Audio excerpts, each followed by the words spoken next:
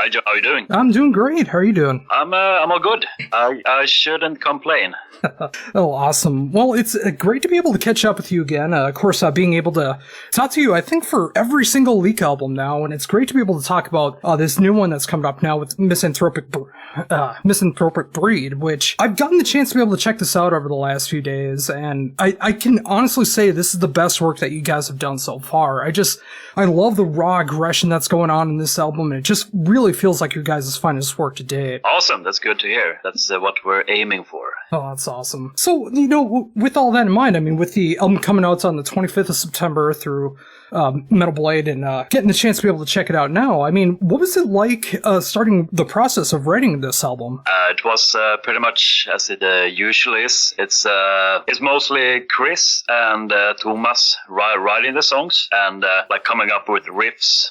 Mainly Thomas does it on the guitar, and Chris does it just coming up with riffs in his head that he voice records on his cell phone, and then he sends it to Thomas for Thomas to interpret and take out by ear. So that's pretty much like an ongoing kind of process. It's not like, okay, let's start writing the album next week. It's something that it comes all of a sudden comes a song. It's a never-ending process. Oh, and it's great to hear that too, and just really fine crafting the songs too, and that's what I've always gotten from you guys with every album that you've released so far, and of course the third album coming out.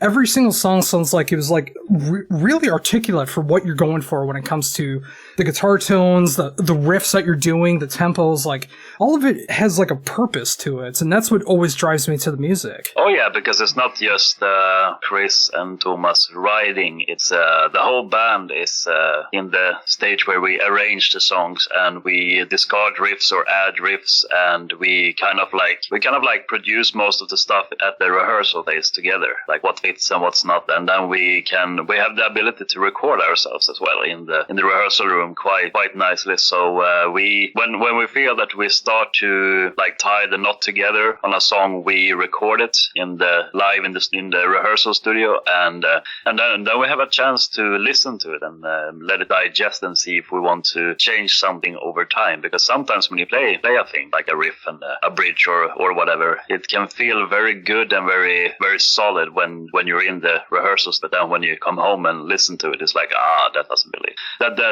doesn't really fit. So maybe we should try something else during the next rehearsal. So it's something that we always do. We twist and turn and I don't know. We just scrutinize the songs very very much before it's finished. So it's not just one person coming in here's the song and this is how it should be. But we all have our inputs and we tweak it until we're happy with it. So I think that's one of the reasons why everything makes sense in a way. Yeah, again, just the fact that you put so much time and effort into the songs, again, is just such a great thing to see. And the fact that it does go through that entire process, making sure that everyone in the band is going to be in agreement with the way that it sounds. And, again, the final product for all three albums is just absolutely insane. And it's great to see that the quality just continues to rise in the band. That's super good to hear, because I think that's always a little bit of a scare scenario for a band, that the coming release isn't as good as the previous. But I think we managed to step up the game on each release, which is really really nice, and it's always good to hear that kind of feedback as well. Oh yeah, and it's so great to hear something like this, especially in a year like 2020, with the kind of year that we've had all around the world. Just being able to hear some of that classic old school death metal is just so appropriate right now. Yeah, I think so too, and it's weird, even though it's it's this plague that takes people's lives, and it's lots of deaths all around the world. But it's kind of like a fresh breeze when new death metal comes out. Something to diversify your brain towards something other than just watching the sad and unfortunate news on TV. Oh, absolutely, and that's all the more reason I'm very glad that the album is still coming out, because I know some albums have been delayed till 2021, or they had to get pushed pushed back months upon months, but I'm glad to see this is still coming out in 2020. Yeah, me as well, because it was something that we really wanted to do. We don't want it to lay on the shelves, waiting for a like brighter future, and you know that then it will feel old for us as well when releasing it. And I don't see like the point why waiting, because if you're thinking of that like in strategy of gigs and being like possible to book gigs for the release, everything is pushed back anyway, so it's gonna be like a long waiting list for being able to set up those anyway. So it's better just to release it now and let people enjoy it, and then see what happens later. Oh yeah, and you know, by the time that shows are possible again, I mean, people are going to be so familiar with the album, and I'm sure you'll hear by then like what songs are going over the best, what songs people want to hear the most live as well. Yeah, exactly. Then you have a little bit like you have gotten even more feedback, and then you know what's the fans' favorites, and it's not always the band's favorites, but it's like it's good. It's a good way to build a solid set list, something that is like a good mixture of what you want to play yourself and what people want to hear, and that's a really good combination. Oh, absolutely. And yeah, I mean the fact that again the quality is just right there, and everything that I've loved about the band since the first album, the first time that we got to talk. I mean, it's been so great to see like the rise of the band, and I see all these great comments that are going around online having the same feelings that I do. I mean, just that great classic death metal sound, and you know, updated just enough to have your guys' own original sound to it. And having something like that in 2020 during these dark times, with this being the third album, and you know, with being able to see that Decay was released as a single too. I mean, I think that was such a great song to be able to release first, to be able to show people off, show off the band. Yeah, I think it's kind of like I don't know, maybe like the Misanthropic Reed's answer to Rid You of Your Flesh or something like that. It's a fast track, and it has some melodies, hooks, and even some Iron Maiden-ish kind of features there. So it's good. It's something that. It's something that's quite accessible if you take it like in terms of death metal, which is good as a first song. Something that hooks people and make people interested to hear more. Oh, very much so. And I mean, there's so many great melodies and harmonies that are going on throughout the album too, but you know, just also having that great vicious old school death metal sound to it as well too. I mean, just being able to combine those two in the unique way that you guys do it just makes for a solid album. And yeah, I mean, being able to show off something like Decay, and then being able to show off another single that shows off more of that heavier side. I mean, I think there's so many good ways that you can go about being able to show off the album to pull people in. Oh yeah, it's kind of like if you take Indian food, for example, you have the papadam with some mango chutney at first, and then you have a little bit of sweet and a little bit of what's coming next, and then you have the heavy dish coming. That's kind of like what we aimed for, I guess. Oh, very cool. And you know, of course, with how great the music is, and always getting better with every release, I absolutely love the artwork that's going around this time too. I mean, I just love how detailed everything is on there, and the more that you look at the artwork, the more that you can notice different parts that's going on with it. I mean, what was it like being able to decide on this for the album cover? It was something we were fiddling with other ideas and other thoughts about how the album artwork should look like, but eventually we turned to Mark Riddick once again to make the album artwork, and that was pretty much like the first thing that we saw from him in terms of what he wanted to do for the album, and we were like, yeah, well, it's business as usual. We have pretty much nothing to complain about. He just delivers, and we're floored. So it was very, very easy when we decided to go with Mark Riddick. It just came like overnight, pretty much. It went very fast. No funny business there. Oh, that's great to hear too. I mean, especially when you get artwork that looks like this, that looks so intricate for what's going on, and then the right color to be able to match the black and white too. I mean, like that faded red, almost brown look to it. I mean, I think it just really could pull people in. I mean, if they get to see like the vinyl version of that when people go back into record stores, I mean, that's going to pull every metalhead's attention to see what you guys are all about. Yeah, exactly. I think it's something that if you're going into a record store and you go to the vinyl shelf and look at what's like you just came in, like like the new releases, that will be a album cover that will stand out amongst the others, because it's popping, but it's very, very like it's subtle in colors and everything, but there's so much happening, just as on the Carnage album, but now it's something different. It's more like something is happening. It's like you're pulled into a situation,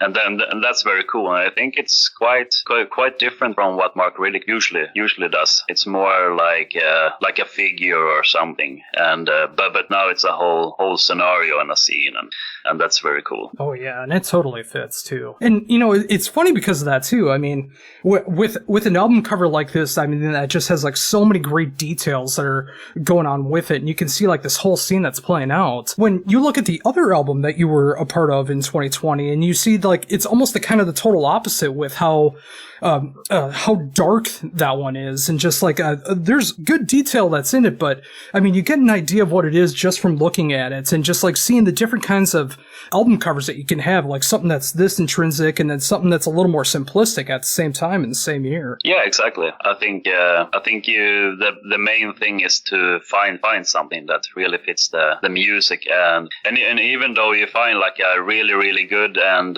like nicely done cover, it can be totally wrong for the music in the album itself, even though it could have fitted like maybe the next or the previous album, but you need to find something that really speaks for what's on the album that you're releasing. Oh, absolutely. So, with that in mind, I mean, obviously with, plans changing for pretty much everybody this year in 2020, I mean, what is it like for you, like, under these conditions of what's been going on, to be able to release 2 albums in 2020?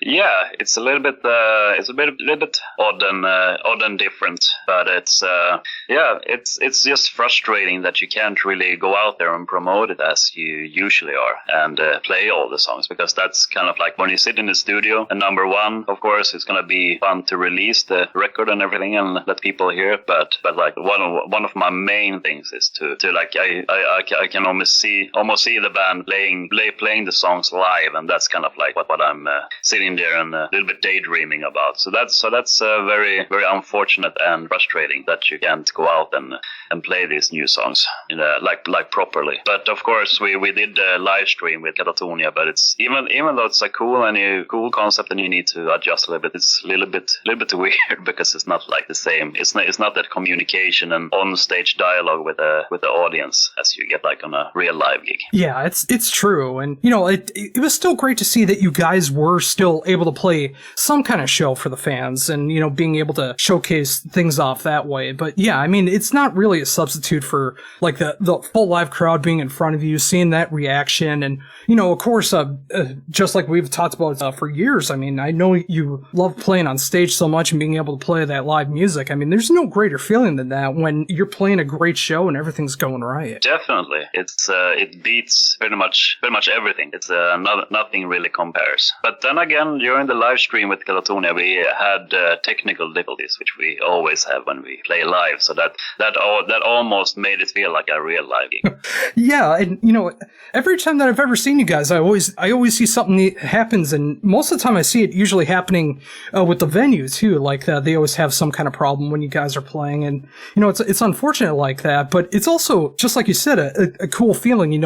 Kind of feeling like you are playing in that live setting again when that stuff happens. Oh yeah, it's maybe one thing like why we could never do total sing and backtrack, because then probably the CD would skip on us, because we always had trouble with the gear. So yeah, it's something that always happens. And if we're fortunate enough that nothing gear wise screws up, usually some fire alarm going off. So it's always something. Oh yes, and thinking about that again, in the live setting, being able to go out and play those live shows, with 2020 and being able to release something from Katatonia and now coming up with Leak. I mean, it's great to be able to see what you're capable of doing on record. But again, the fact in the same year we get to see what you can do on the bass and on the guitar, and being able to see that different sides of your personality coming through. Yeah, it's Dr. Jekyll and Mr. Hyde maybe scenario, but yeah, it's fun, and it's always interesting. I always say that it's something that I need, because I like the diversity and variation. With me playing mostly bass, that's something that's like kind of swallows my whole time during Katatonia touring cycles. With of course a little bit of fiddling on the guitar, and whenever I can make it to a lead gig. But now it's been pretty much like 50-50 since it's been two album recordings and no live shows that kind of like draws focus on one or the other band.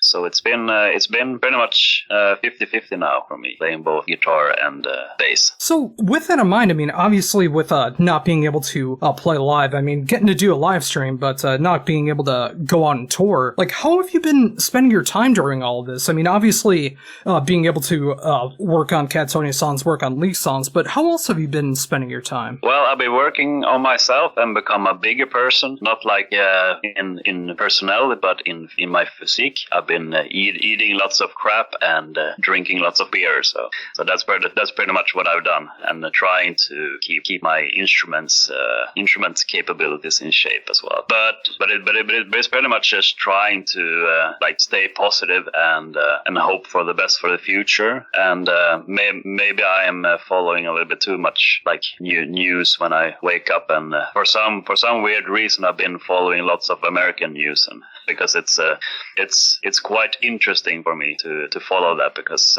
it's so different from what happens in Sweden. In Sweden, it's like a few people might not follow the rules and be like those, you know, like in classrooms, there's always some people that doesn't, like some kids that doesn't want to obey the rules, but it's such a like stigma and polarization in the States, wearing masks and not wearing masks, and vaccines or not, or listen to someone who guesses what's gonna happen in the future, or listen to hard scientists that has like 50 years of background in the subject. So it's interesting but scary to watch it. So that's what I do. I do that. I get fat and moderately drunk sometimes.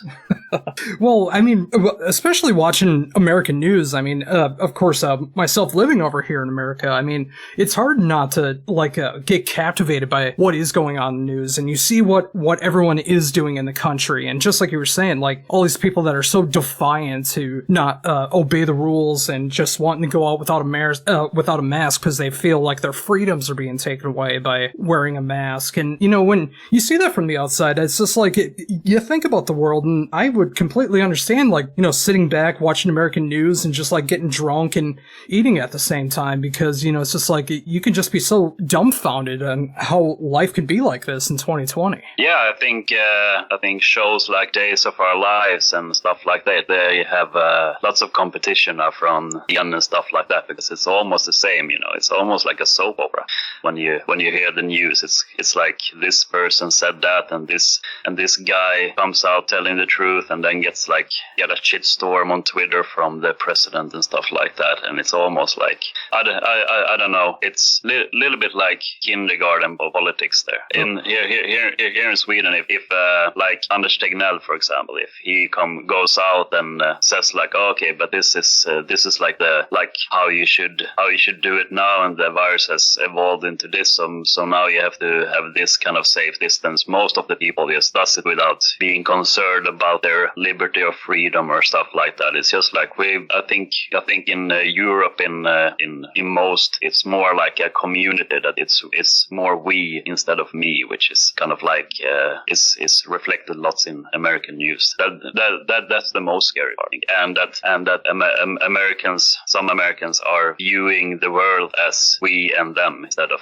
like that everything is connected together. And that is the way it should be. I mean, we are on this planet, and we should be together and just like trying to beat something like this. And it's just amazing to me that almost every other country in the world has gotten this figured out. I mean, I saw that New Zealand actually has gone over 100 days without a new case of COVID-19. And over here in America, we're getting over 1,000 cases a day. And it blows my mind that over here science is just a suggestion, and that should not be the case. Exactly. That's also one of the scary things and people are taking scientists' words and taking it out of proportion and kind of like and start these conspiracy theories around that the scientists are just left wing and wants to dethrone Trump and stuff like that.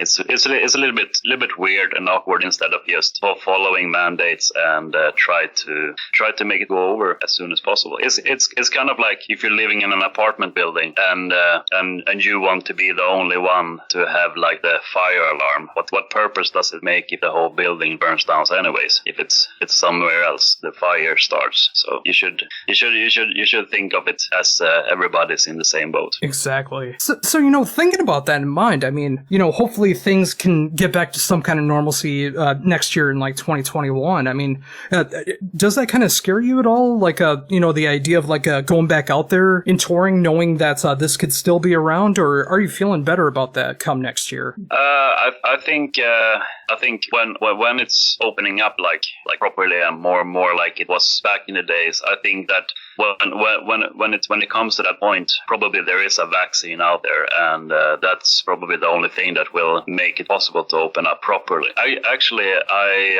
was just it was announced today that the Leader and Mass Worship is going out on a tour the first 2 weeks of September, and I'm joining Mass Worship as a live guitarist. That's awesome. If that happens, but it's very interesting. It's a whole new unique concept. It's Vader's booking company, Massive Music, who has worked with promoters and venues and trying to find like a way to organize these shows within the restrictions and tailor make it pretty much for each venue and each city that we are gonna visit. So it can be either that people have like some kind of fence in between them, I guess, like stand if they're standing, or that they have like a designated chair they need to sit in. So let's see if that happens. But that would be really, really cool, and maybe that could like state an example of how we can go around this and maybe not have to wait like until the whole scene is dead. Yeah, and that's been one of my biggest fears going on with that. I mean, obviously, like so many musicians and bands and labels and everything that have been out money this year, and come by the time next year, like a lot of venues could be closing down. A lot of tours that were planned for next year might not be possible, and I just want to be able to see that live music being able to come back again. And that's another reason I'm so frustrated over here in America with us being so defiant about something that people still think is make-believe, that COVID-19 is not real. And I'm just thinking about, like caring so much about music. I just want that to come back, and I want everyone to be able to survive all this and try to get back to some kind of normalcy. And there is a realistic feeling that some people might not be able to follow music in any kind of career anymore because of this. Yeah, and of course it's not just the musician; it's like the whole organizations around it that make shows happen. They are bleeding out of their pockets as well as we're speaking, and I mean it goes all the way from promoters and venues to like PA companies having to maybe sell off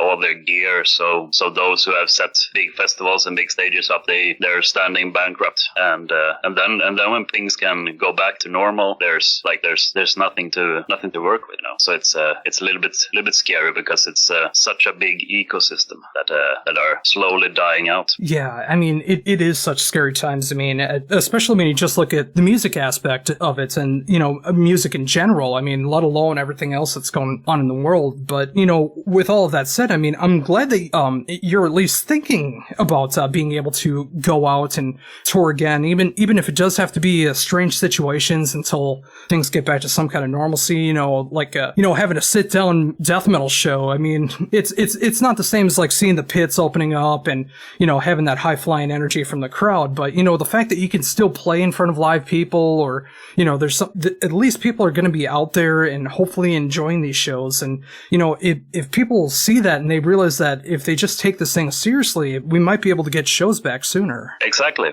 maybe we need to have some kind of like smoke room where we have like puppets or mannequins or something, and then it's 2 persons maximum in there, and then they can mosh for 5 minutes, go in there and just mosh their energy out. If they really need to do it during the show, they can do it in a safe environment. Oh, that'd be so great to see. I could see like a good comedy music video coming out of that, like a band playing live, and then you'd have that situation where like a couple people are just moshing against each other while the band's playing. I think that'd be such a funny idea to see that. Yeah, have to stay safe and work around it. Have to find a solution. Oh, totally.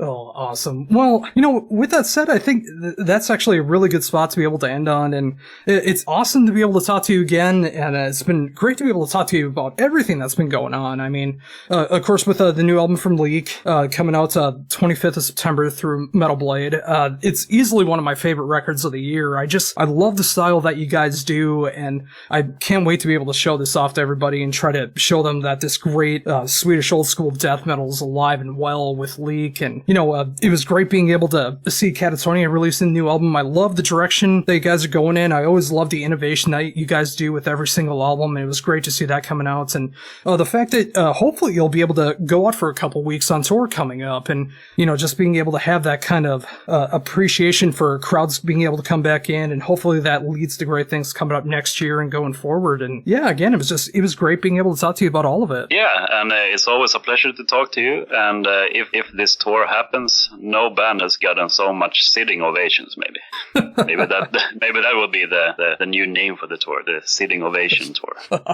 Oh, that's a great name. Well,